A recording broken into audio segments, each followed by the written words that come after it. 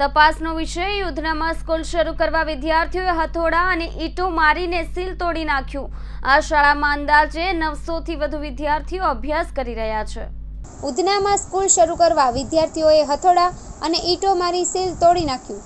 સુરત 9 કલાક પહેલા આ શાળામાં અંદાજે 900 થી વધુ વિદ્યાર્થીઓ અભ્યાસ કરી રહ્યા છે। સોસાયટીના કોમન ઓપન પ્લોટમાં સ્કૂલ ધમધમતી હોવાથી સોસાયટીના રહીશો સ્કૂલને બંધ કરાવવા માટે હાઈકોર્ટમાં ગયા હતા। હાઈકોર્ટ સોસાયટીની તરફેણમાં સ્કૂલને બંધ કરવા હુકમ કર્યો હતો। છેલ્લા દોઢેક વર્ષ સુધી હિયરિંગ ચાલ્યા બાદ આખરે પાલિકાએ સ્કૂલ સીલ કરવાનો નિર્ણય લીધો હતો। જોકે માર્ચમાં સ્કૂલમાં બોર્ડની પરીક્ષાનું સેન્ટર હોવાથી વિદ્યાર્થીઓના હિત સ્કૂલમાં સીલ કરી ન હતી। બીજી તરફ સ્કૂલના સંચાલકોએ 3 મહિના સુધી વિદ્યાર્થીઓના હિતમાં કંઈ કર્યું નહીં। જૂનથી નવું શૈક્ષણિક સત્ર શરૂ થઈ ગયું હતું। એટલું જ નહીં, વિદ્યાર્થીઓ અન્ય સ્કૂલમાં પ્રવેશ લઈ શકે તે માટે લિવિંગ સર્ટિફિકેટ સુદ્ધા આપ્યા ન હતા। આમ સંચાલકોની ગંભીર બેદરકારીના કારણે 900 વિદ્યાર્થીના ભાવિ સાથે ચેડા કરાયા છે। છેલ્લા 1 મહિનાથી વિદ્યાર્થીઓ શિક્ષણથી વંચિત રહ્યા છે। ગત 13 જૂનથી સ્કૂલો શરૂ થઈ ગઈ છે, પરંતુ કાયદાકીય કાર્યવાહી હોવાથી સ્કૂલ શરૂ થઈ શકી ન હતી। વિદ્યાર્થીઓ અને વાલીઓમાં સ્કૂલ શરૂ કરવા માટે વારંવાર રજૂઆત કરી રહ્યા હતા। અમે તેઓને કાયદાકીય કાર્યવાહી સમજાવી હતી, પરંતુ તેમનો રોષ વધી જતાં તેઓએ સ્કૂલે આવી હોબાળો મચાવી સીલ તોડી નાખ્યું હતું। આ ઘટનામાં અમારો કોઈ પણ ટીચિંગ કે નોન ટીચિંગ સ્ટાફ ઇન્વોલ્વ નથી। અમે ટ્રસ્ટ સાથે મળી કાયદાકીય રીતે સીલ ખુલે તે માટે લડત આપી રહ્યા હતા। અમે ડીઈઓ અને પાલિકા બંનેને રજૂઆત કરી હતી, જેમના તરફથી જે નિર્ણય લેવામાં આવે તેને માન્ય રાખનાર હતા। છતાં આજે બનેલી ઘટનાને અમે વખોડી નાખીએ છીએ। મારું નામ હેમંત રઘુનાથ કોલતે, હું સોસાયટીનો સેક્રેટરી છું અને આ સ્કૂલનો વિવાદ જો ચાલુ છે। અમારી સોસાયટીની સીઓપી જગ્યા છે, છત્રપતિ શિવાજી સ્કૂલ છે, જે અમારી સોસાયટીના સીઓપી જગ્યા પર આવેલી છે। એ હાઈકોર્ટનો ચુકાદો છે 2022માં કે સીઓપીની જગ્યા પર કોઈ બાંધકામ થશે નહીં, તો પણ આ લોકો ગેરકાયદેસર બાંધકામ કરીને સીઓપીની જગ્યા હડપવામાં આવેલી છે। હાલ શું બનાવ બન્યો છે? હાલ આજે એ બનાવ બન્યો છે કે સવારે સ્કૂલના વિદ્યાર્થીઓ ભેગા થાય છે, સર લોકો પોતે ભેગા કરે છે ને એમની હાજરીમાં જ આજે સ્કૂલની ગ્રીલની સીલ તોડવામાં આવેલી છે, જે લોક લગાવેલ તે તોડવામાં આવેલા છે અને સર લોકો જ એમને ઉપસાવે છે। સર લોકો પોતે બેસેલા હતા ઓફિસમાં, એમના કહેવાથી જ આ વિદ્યાર્થી લોકો સીલ તોડી છે। એમની અમારી પાસે પ્રૂફ પણ છે। હાલ તમારી કે સોસાયટીની શું માંગ છે? અમારી એ જ માંગ છે કે આ જલ્દીમાં જલ્દી આ વિદ્યાર્થીનું ભવિષ્ય બગડે નહીં, એના માટે અમને બીજી જગ્યા બીજી સ્કૂલમાં શિફ્ટ કરો કે જેવી રીતે એમનું ભવિષ્ય બગડે નહીં અને એમને બીજી જગ્યા સરકારી સ્કूल में एडमिशन મળે તેવી हमारी मांग नहीं है। मेरा नाम हेमंत किशोर कोड़ी है। मैं छत्रपति शिवाजी माध्यमिक उच्च माध्यमिक स्कूल से बोल रहा हूँ। हमारे स्कूल को सील करवाया गया था किसी कारण की वजह से। हम लोगों को पढ़ाई का नुकसान हो रहा था, हाँ, तो हम लोगों ने सील तोड़ा। हमसे हमारे स्कूल जो है हमारे बराबरी वाले वो लोग तो आगे चले गए। हम लोग का सिलेबस का टेंशन, हम लोग का सिलेबस पूरा करने के लिए हम लोगों ने स्कूल का सील तोड़ा। बस हम लोगों को यही कहना है। आपके साथ साथ कितने विद्यार्थियों का नुकसान हो रहा था? 950 विद्यार्थियों का नुकसान हो रहा था। हाल तुम्हारी मांग क्या है? हमारी मांग यही है कि स्कूल का सील खुले। पर इतने दिन से आप लोग घूम रहे हैं, कोई रिक्वेस्ट नहीं आ रही है, कोई क्वेश्चन नहीं, कोई आंसर नहीं आ रहा है, तो हम लोगों ने सीधे सील तोड़ दिया। बाकी आप जानो, सरकार जाने, बस, या फिर शिक्षक मंत्री जाने, जिसको जो करना है करो। हम सभी स्टूडेंट पावर है। मैं 12वीं में पढ़ती हूँ और मेरा नाम आरती दिलीप राउत है और मैं छत्रपति में पढ़ती हूँ। आज क्या हुआ यहाँ पे?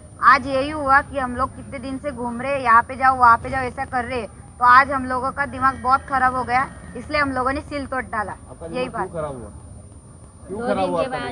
क्योंकि ये लोग हमें यहाँ से वहाँ घुमा रहे, सिर्फ यहाँ जाओ वहाँ जाओ, कोई भी सपोर्ट करने के लिए तैयार नहीं है। फिर हम किसी के लिए क्यों ये करें? फिर हमने सील तोड़ डाला, इसलिए हमारा सबका दिमाग, सब सर भी बोल रहे कि आप घर जाओ 2 दिन रुको ऐसे वैसे। फिर हम क्यों रोके? हम लोग क्या पागल है कि इतने दिन से घूमने वाले यहाँ पे? आपकी मांग क्या थी? हमारी मांग यही थी कि स्कूल चालू करो, फिर आपका जो केस है आप अपना चालू रखो, फिर स्कूल भी चालू रखो उसके साथ। आपको अगर बंद ही करवानी तो अगले साल बंद करो, तो एडमिशन मत लो अगले साल। इतना ही कहना था हमारा। क्या लगता था आपको कि आपके साथ कितने विद्यार्थियों का नुकसान हो रहा था? नुकसान कितने 10वीं और 12वीं वालों का हो रहा था, क्योंकि बोर्ड का एग्जाम है। चलो 9वीं और 11वीं वालों को तो ये लोग पास करवा देंगे स्कूल में है तो, और बोर्ड वालों का कौन पास करेगा? कोई पास करवाने वाला नहीं है हमें, इसलिए हमारा ये हुआ आज, इसलिए हमने सील तोड़ा। अगर कल से सर लोग हमें भी पढ़ाएंगे और हम भी आएंगे कल से स्कूल में।